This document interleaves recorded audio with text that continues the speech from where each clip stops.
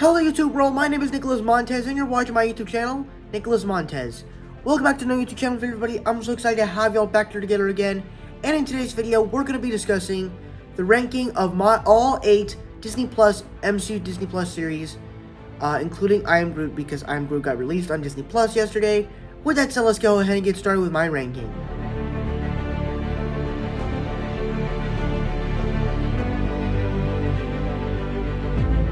So for me, Loki will always be my least favorite of the Disney Plus MCU shows. And I think the biggest part of this is that when this show was announced, I was excited for it because, you know, I was wondering, like, how are they going to do a Loki show if the version of Loki, if Loki died in Infinity War by Thanos, obviously they've done fake deaths of Loki before in Dark World and the first Thor film. But, like, how are they going to do this? And then you watch the time travel scene in Endgame, and Loki escapes with the Tesseract in 2012. So it leads into this show. And so once you came up with the concept, you kind of understood what was happening here, as you have these people protecting the Time Variance Authority. And to me, this show just became a whole mess. Now, on the positives, as you're seeing this version of Loki at a different time in the MCU, where he doesn't have the development of the Dark World, Ragnarok, and Infinity War on his shoulders, as he's just coming out from the first Avengers film.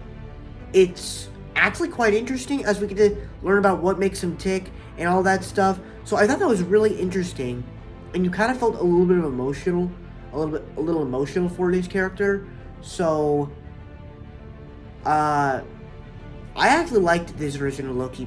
Likewise, he just has great interactions with Owen Wilson, Mobius. All that stuff was great. All the little stuff with the variants and descriptions and all the descriptions of how time travel works and all the time stuff. All that was cool. Sylvie, I thought, was a great character. All the technologies I thought in it were great. Seeing a couple of Loki variants I thought was cool. The special effects in here are absolutely amazing. When it comes to my big problems here, is that the show doesn't feel like it's trying to focus on the Loki character. It feels more like a setup for the multiverse and everything that's coming forward. Like, we're getting another variant of Kang the Conqueror in Ant-Man and the Wasp, Quantumania, next year. And also, I guess the other thing is, there's not a lot of action sequences when it comes to this film. It's really, like, low on action, and I'm really disappointed with that.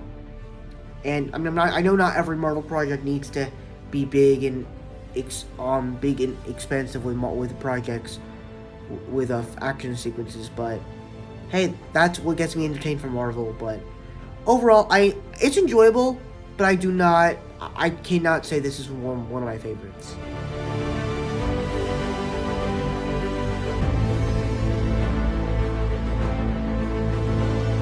Now, Moon Knight is a show that I do like. Of course, the best thing about this show is, of course, Oscar Isaac as this character. He wins the role. He steals every moment, whether he's playing Mark Spector or Stephen Grant. He nails it at both performances, and both characters, I think, are interesting in their own ways. When you think of Mark Spector, you think he would just be this guy that just wants to get the job done, but then you start to realize, like, he actually is the main character. He's the main guy in line. Ethan Hawke as our villain in the show, I thought worked well enough. I wish there were a lot more action sequences, much like Loki, except the action in this show is way better than Loki. I thought the Layla character, her becoming the Scarlet the Scarlet Scarab I thought was pretty cool. So the show gave us some cool stuff. I'm excited for season 2 if it's confirmed.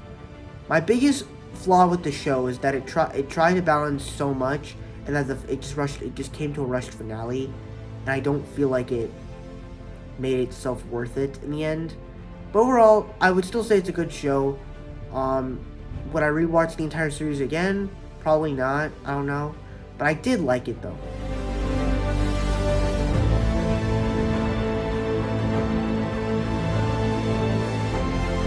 Now, this is a show that I do understand everybody's reasons of why they don't like it. I can understand, you know. Of course, the best thing when it comes to this show is Wandavision as Kamala Khan, Miss Marvel.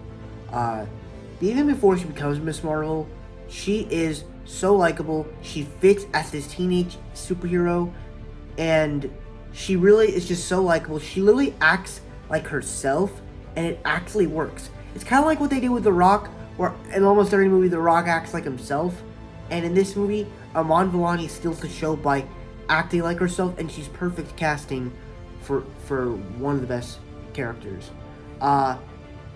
Yes, I was a little disappointed that they changed her origin story from returning her from an Inhuman to an X-Men. Very weird choice of casting, but I'm not the biggest fan of what they did with her powers. Instead of making it like Mr. Fantastic, they're turning it to Green Lantern. Kind of weird choice for change of powers, and all the history stuff I just don't think was needed. I feel like the show, like, it started out pretty good, but then it set up into something that just wasn't needed. You can definitely tell in the next 4 to 5, 6 episodes, very rushed, didn't know what they were trying to do, though I kind of liked it at the same time. So for me, it was a show that I liked, but I wish it had a bit of a better story to tell, and let's see. What happens if they actually did go with the Inhuman storyline and if she was actually an Inhuman?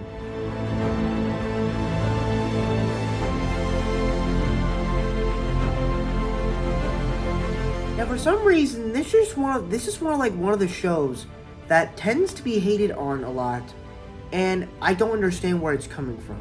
Personally, for me, I actually really like What If. Personally, for me, I just think the idea of this show, of turning the MCU script on its head and changing it in multiple different ways and making these familiar worlds that we know of the MCU, but making it different, is something that's so creative to me. And at the same time, it also makes it, because you care about these characters so much, you're able to actually care about the story that they're telling. I think the best example of this is really the T'Challa Star-Lord episode, where the whole episode is just about family. Where it's like, Yondu lied to T'Challa about that his family was destroyed, that his family was killed, and it's like, it's so compelling. Like with the Captain Carter episode, you knew what to expect as you see Peggy Carter become the girl version of Captain America, but then you see her progress into this fun super soldier hero that is fun and exciting, but then you also get a new twist with Steve Rogers becoming the Hydra Stomper instead of, becoming a Winter Soldier. But then you also get, like, a murder mystery with the Avengers getting killed. You get a drama with the Doctor Strange episode. You literally get a zombies freaking apocalypse episode with the Avengers teaming up to stop zombies. All that stuff was great. And then even the Killmonger and Thor episodes, I don't understand them. And then I love how you actually have the last 2 episodes where it was perfectly well set up. The only 2 duds I thought were meh were the Killmonger and Thor episodes. Every other episode I thought was well thought out, and it fit for all the characters that they were telling for this big epic finale. So overall, I thought it was just such a well done show. It did something it did something the same while doing something different. It brought us back to the familiar world that we love from the MCU, but it did something different at the same time, and I love that. But then it also just did something new by introducing us to new genres that we've never really seen before, and I just love that. And the animation also does it in a great way as well. The biggest flaw with this show is that I was expecting this show to carry on a lot throughout Phase 4 of the MCU. If you've seen Captain Carter and Doctor Strange 2, that's not the same Captain Carter from this show. It's actually just the 838 universe of that show, or the one where it's from the X-Men 97 series. I thought we were going to see Supreme Strange in Doctor Strange 2, and that's just Sinister Strange. I thought we were going to see zombies in Doctor Strange 2, but that was just hallucinations. But I was kind of wrong about that. Maybe they'll connect to it in like the next Avengers films, with Avengers Kang Dynasty, Avengers Secret Wars, where the whole multiverse will come together, but we'll see what happens.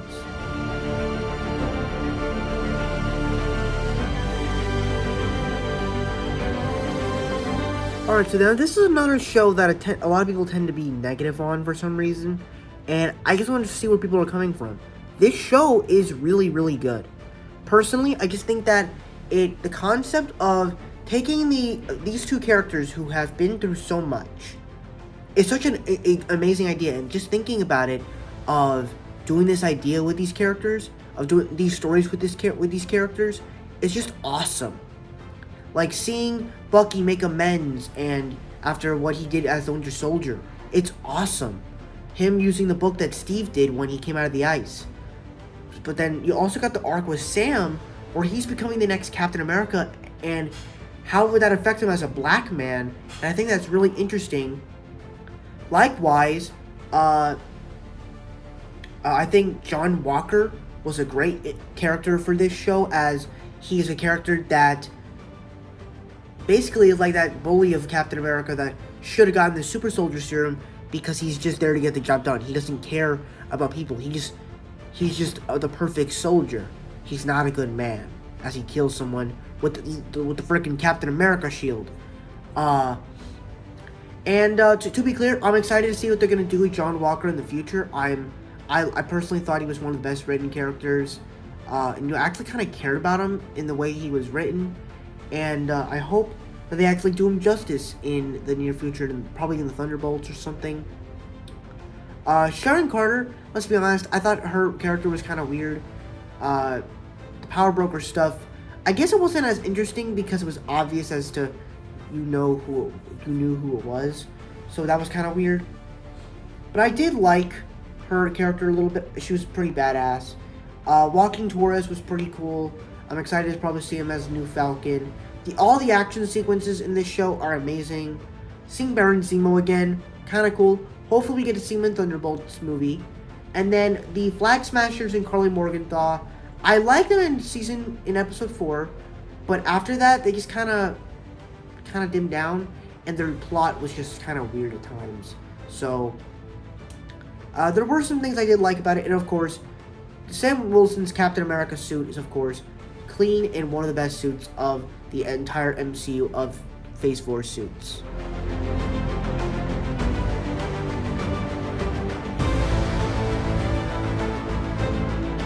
Alright, now this is another show where I was like, how are they going to bring back a character that died off in Infinity War, but like it's a 1950s sitcom and it takes place after Avengers Endgame? Like, how are you going to do all this? And they actually were able to master what this did. As, of course, the first couple of episodes were sitcoms, straight up sitcoms. You have no idea what's going on, and they worked. So I was all on board with that. But then once you started to get invested into the show, as you start to feel the suspense on the screen, and then once you get into the 4th episode, you start to realize, well, you kind of know what's going on. And then 5th episode, everything starts to like go downhill, and then pretty much every other episode after that was just more like reveal episodes. Kind of mistakes, like kind of weird, and that's the best thing about this show. It was you always had theorizing something every week, and it was just, I guess you could say it's kind of disappointing now because of that, because the hype train for it was great every week, but I have to be honest with you, those times will never be forgotten. It was just great. And I also just love the show. And I think what makes this show even better is the performance of Elizabeth Olsen as Wanda. I think this is like the first time I actually started to care for the character. Of course, I liked all her appearances in the films, but like this is like the first time I actually loved her as a character, and I actually cared about her and like understood her meanings. And I totally agree that like she did not know that she was torturing these people. She didn't know. She was trying to keep them safe. She just didn't know how to do this. Now I know that the stuff with White Vision can be a little bit weird, and the Ralph Boner joke is bad, but overall, and you know, some of the action is kind of weird. I mean, I liked it. I don't know about other people, but I liked it. But overall, the show offered a pretty good time, and I absolutely loved it, and it's one of the most memorable moments in Marvel history.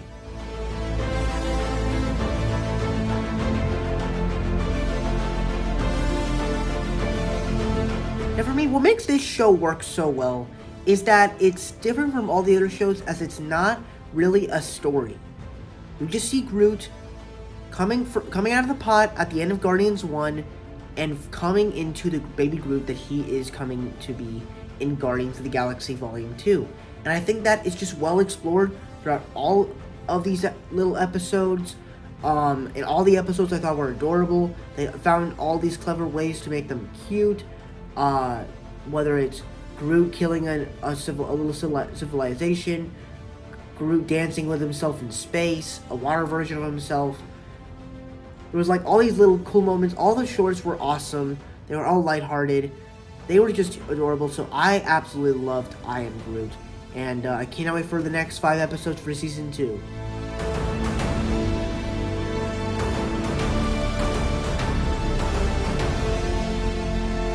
Now for me, this is exactly what Falcon Winter Soldier should have been.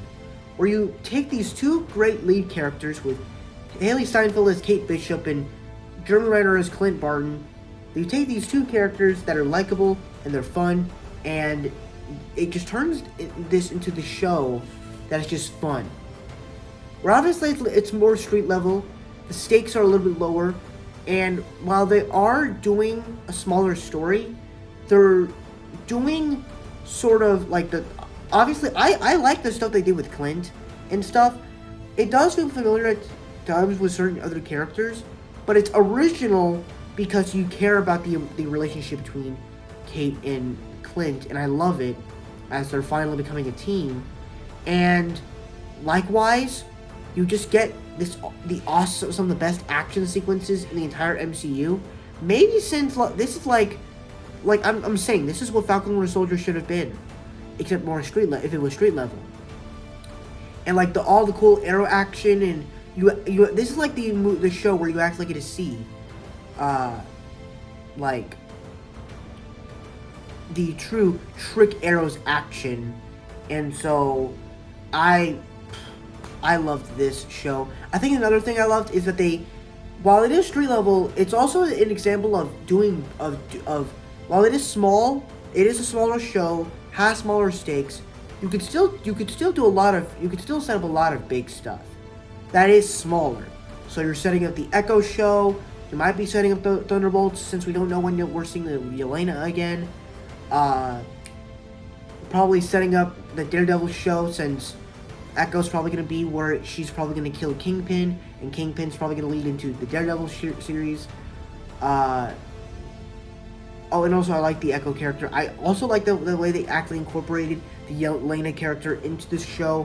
I was thinking, because they were having so much going on with the Tracksuit Mafia, Kate's family, all this stuff, trying to keep Ronan's identity a secret, all this stuff, I didn't think they would be able to do it, but they actually mastered it well, and they found a way to do it well.